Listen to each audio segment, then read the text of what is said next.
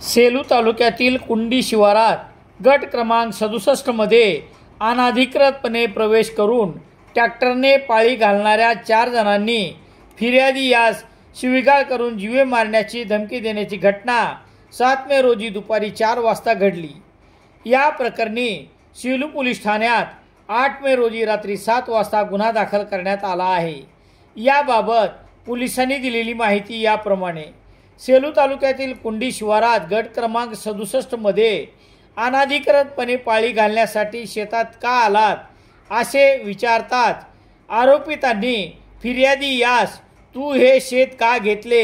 हे शेत आमच्या मामाचे आहे असे म्हणत शिवीगाळ करून जीवे मारण्याची धमकी दिल्याप्रकरणी दिलीप विठ्ठलराव गाडगे वय 59 वर्ष राहणार केशवराज बाबासाहेब मंदिर रोड सेलू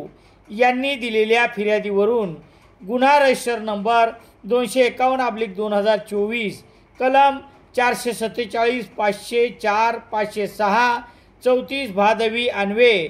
शेख मुनीर, शेख कट्टुमिया, शेख मतीन, शेख मुनीर,